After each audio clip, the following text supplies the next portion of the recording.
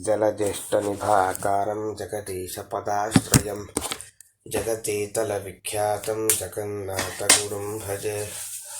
ಹರಿಕಥಾಮೃತಸಾರ ಗುರುಗಳ ಕರುಣದಿಂದ ಪನಿತು ಪೇಳುವೆ. ಪರಮ ಭಗವದ್ ಭಕ್ತರಿದನಾದರದಿ ಕೇಳುವುದು. ಮಂಗಳಾಚರಣ ಸಂಧಿಯ 9ನೇ ಪದ್ಯದ ಚಿಂತನೆ. ಮಧ್ವಾಚಾರ್ಯರನ್ನು ಸ್ಮರಣೆ ಮಾಡ್ತಾ ಇದ್ದಾರೆ.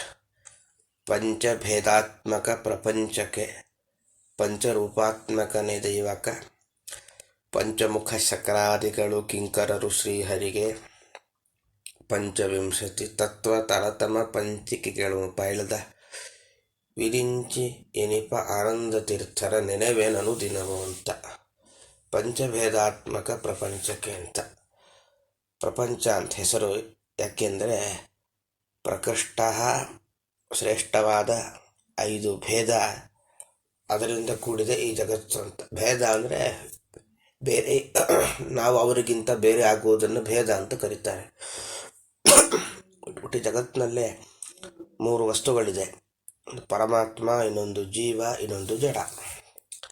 ಪರಮಾತ್ಮ ಒಬ್ಬನೇ, ಜೀವರು ಅನಂತ, ಜಡಗಳು ಅನಂತ. ಆದ್ದರಿಂದ ಪಂಚಭೇದ ಸಿಕ್ತು.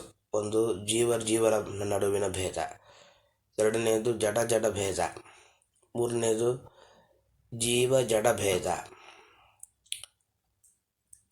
ನಾಲ್ಕನೇದು ಜೀವ ಪರಮಾತ್ಮ ಭೇದ, ಹಾಗೆ ಜಡ ಪರಮಾತ್ಮ ಭೇದ. ಹೀಗೆ 5 ಪ್ರಕಾರದ ಭೇದವುಳ್ಳದ್ದಾಗಿದೆ ಈ ಜಗತ್ತು.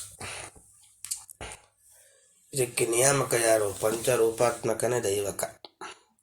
ನಾರಾಯಣ, ವಾಸುದೇವ, ಪ್ರದ್ಯುಮ್ನ, ಸಂಕರ್ಷಣ, ಅನಿರುದ್ಧ ಅನ್ನೋ ಪರಮಾತ್ಮನೇ ಇದಕ್ಕೆ ದೇವತೆಯಾಗಿದ್ದಾನೆ. ಪಂಚರೂಪದ ಚಿಂತನೆಯನ್ನು ವಿಶೇಷವಾಗಿ ದಾಸರು ಅಲ್ಲಲ್ಲಿ ನಮಗಲ್ಲಿ ಎಲ್ಲ ಕಡೆ ನಿರೂಪಣೆ ಮಾಡ್ತಾ ಹೋಗ್ತಾರೆ. ಪಂಚಮುಖ ಶಕ್ರಾದಿಗಳು ಕಿಂಕರರು ಶ್ರೀಹರಿಗೆ. 5 ಮುಖವುಳ್ಳ ರುದ್ರದೇವರು, ಶಕ್ರ ಅಂದರೆ ಇಂದ್ರದೇವರು ಮುಂತಾದವರು ಪರಮಾತ್ಮನಿಗೆ ಸೇವಕರು ಅಂತಂದರು. ಹಾಗಾದರೆ ರುದ್ರದೇವರಿಗಿಂತ ಮೇಲಿನ ಸ್ಥಾನದಲ್ಲಿರುವ ವಾಯುದೇವರು, ಬ್ರಹ್ಮದೇವರು, ಮಹಾಲಕ್ಷ್ಮೀ ದೇವಿ ಶ್ರೀಹರಿಗೆ ಸೇವೆ ಮಾಡೋದಿಲ್ವಾ ಅಂತಂದರೆ, ಪಂಚಮುಖ ಅನ್ನೋ ಶಬ್ದದಿಂದಲೇ ಎಲ್ಲರನ್ನೂ ಸ್ವೀಕಾರ ಮಾಡಬೇಕು ಅಂತ ದಾಸರ ಚಮತ್ಕಾರ. ಬಳಸುವ ಶಬ್ದ ಕಡಿಮೆ, ಅರ್ಥ ಸಿಗೋದು ಜಾಸ್ತಿ. ಹೇಗೆ ಅಂದರೆ, ಪ್ರಾಣದೇವರಿಗೂ 5 ಮುಖ ಇದೆ.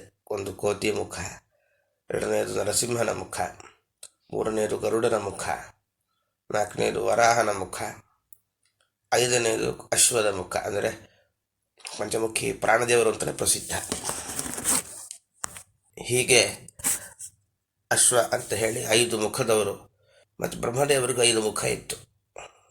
ಮತ್ತು 4ನೇ ಮುಖ ಪ್ರಸಿದ್ಧ ಅಲ್ವಾ? ಅಂದರೆ 5 ಮುಖದಿಂದ ವೇದ ಹೇಳ್ತಾ, ಒಂದು ಮುಖದಲ್ಲಿ ಅಪಸ್ವರ ಹೇಳ್ತಾ ಇದ್ರಂತೆ. ಸಿಟ್ಟು ಬಂತಂತ ರುದ್ರದೇವರಿಗೆ. ಬಂದು ಒಂದು ತಲೆಯನ್ನು ತಮ್ಮ ಆಯುಧದಿಂದ ಅದನ್ನು ಶರೀರದಿಂದ ಬೇರೆ ಮಾಡಿಬಿಟ್ರಂತೆ. ಅದೇನೇ ರುದ್ರದೇವರ ಕೈನಲ್ಲಿ ಕಪಾಲಾಯಿತು. ಆದರೆ ಬ್ರಹ್ಮದೇವರ ಒಂದು ಕತ್ತರಿಸಿದ ಬುರುಡೆನೇ ಅಂಟಿಕೊಂಡಿತ್ತಂತೆ. ಒದ್ದಾಡಿ ಕಪಾಲ ಮೋಚನ ತೀರ್ಥ ಅಂತ ಸ್ನಾನ ಮಾಡಿದಾಗ ಬುರುಡೆ ಹೋಯಿತು ಅಂತ ಕೇಳ್ತೇವೆ. ಆದ್ದರಿಂದ ಪಂಚಮುಖ ಅಂದರೆ ಅದು ರುದ್ರದೇವರು ಹೌದು, ವಾಯುದೇವರು ಹೌದು, ಬ್ರಹ್ಮದೇವರು ಹೌದು.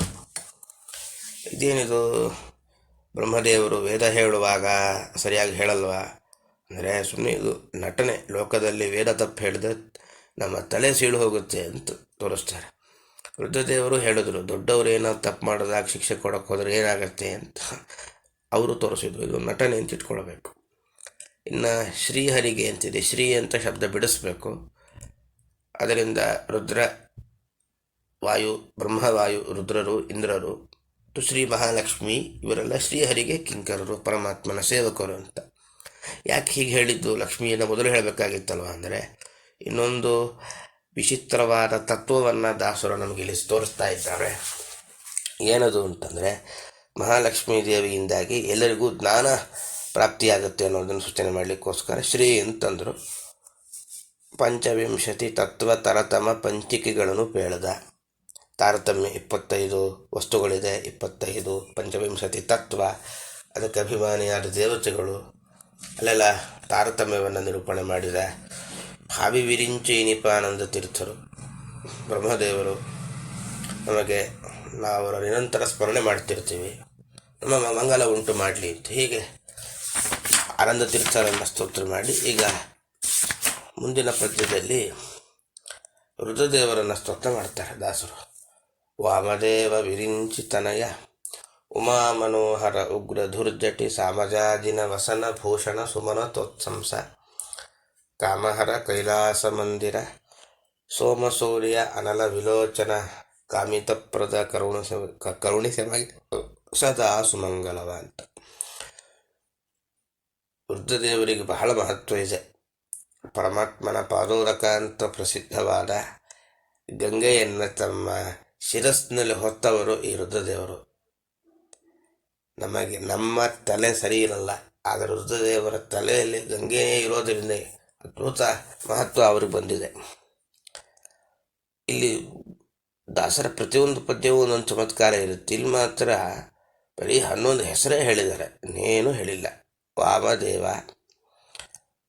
ಪರಮಾತ್ಮನ ಸುಂದರವಾದ ದೇವತೆ ಅಂದರೆ ಅದು ಈ ರುದ್ರದೇವರು ಅಂತ. 11 ಹೆಸರು ಯಾಕೆ ಹೇಳಿದ್ದು ಅಂದರೆ ಏಕಾದಶ ರುದ್ರರು ಅಂತಿದ್ದಾರೆ, ಅವರಲ್ಲಿ ಇವರು ಪ್ರಧಾನರು ಅಂತ ಸಾಂಕೇತಿಕವಾಗಿ ಹೇಳುವ ಸಲುವಾಗಿ 11 ಹೆಸರನ್ನೇ ಇಲ್ಲಿ ಪಟ್ಟಿ ಮಾಡ್ತಾ ಹೋದರು. ಮತ್ತು ವಾಮ ಅಂದರೆ ಎಡ ಅಂತ ಅರ್ಥ ಇದೆ. ಅಂದರೆ ಪರಮಾತ್ಮನ ಪೂಜೆ ನಾವು ಮಾಡುವಾಗ ಪರಮಾತ್ಮನ ಎಡಭಾಗದಲ್ಲಿ ಚಿನ್ನದ ಹರಿವಾಣವನ್ನು ತಮ್ಮ ಶಿರಸ್ಸಿನಲ್ಲಿ ಹಿಡಿದುಕೊಂಡು ಕಾಯ್ತಾ ಇರ್ತಾರಂತೆ. ನಿರ್ಮಾಲ್ಯವನ್ನು ತಮ್ಮ ಆ ಚಿನ್ನದ ಹರಿವಾಣದಲ್ಲಿ ತಮ್ಮ ಶಿರಸ್ಸಿನ ಮೇಲೆ ಧರಿಸಿಕೊಂಡು ಹೋಗ್ತಾರೆ ಅಂತ ಪ್ರತೀತಿ ಇದೆ. ಅಂದರೆ ನಿರ್ಮಾಲ್ಯಕ್ಕೆಷ್ಟು ಮಹತ್ವ ಇದೆ ಅಂತ ತೋರಿಸ್ತಾರೆ. ಅದರಿಂದ ನಿರ್ಮಾಲ್ಯವನ್ನು ಧರಿಸಲಿಕ್ಕೋಸ್ಕರ ದೇವನ ಪರಮಾತ್ಮನ ಎಡಭಾಗದಲ್ಲಿದ್ದಾರೆ. ಅದರಿಂದ ವಾಮದೇವ. ಮತ್ತೆಂಥವರು ನೀವು ಉಮಾ ಮನೋಹರ, ಪಾರ್ವತೀದೇವಿಗೆಲ್ಲ ಬಹಳ ಆನಂದ ಕೊಟ್ಟವರು, ಉಗ್ರ ಸಂಸಾರವನ್ನು ನಾಶ ಮಾಡಿದವರು ನೀವು, ಜೂರ್ಜಟಿ ಕೆಂಪಾದ ಜಟೆ ಉಳ್ಳವರು, ಸಾಮಜ ಅಜಿನ ವಸನಭೂಷಣ ಗೆದೆತ್ರಮವನ್ನೇ ಧರಿಸಿದ್ದೀರ,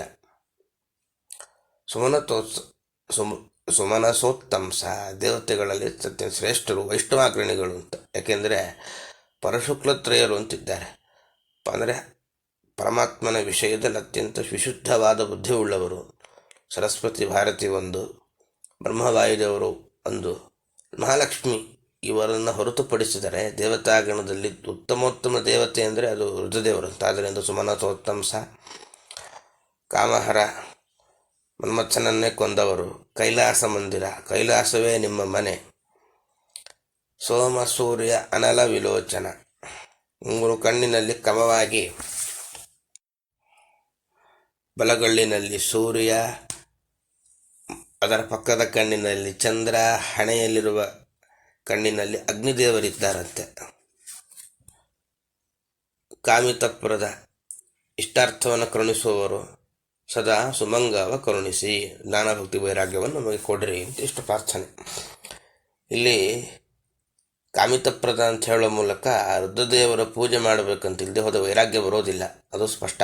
ಮತ್ತು ಶೀಘ್ರ ಫಲ ಕೊಡ್ತಾರೆ ಅಂದರೆ ಬೇಗನೆ ಒಲಿತಾರಂತೆ, ನಶ್ವರವಾದ ಫಲ ಕೊಡ್ತಾರೆ. ಪರಮಾತ್ಮ ಹಾಗಲ್ಲ, ಅವನು ಒಲಿಯೋದು ನಿಧಾನ, ಅವನು ಕೊಡುವ ಫಲವೂ ಶಾಶ್ವತ ಅನ್ನುವ ತತ್ವವನ್ನು ಸೂಚನೆ ಮಾಡಿದ್ದಾರೆ ಅಂತ ಹೇಳ್ತಾ ಚಿಂತನೆಯಿಂದ ಪರಮಾತ್ಮನ ಪಾದಕರ್ಪಣೆ ಮಾಡೋಣ.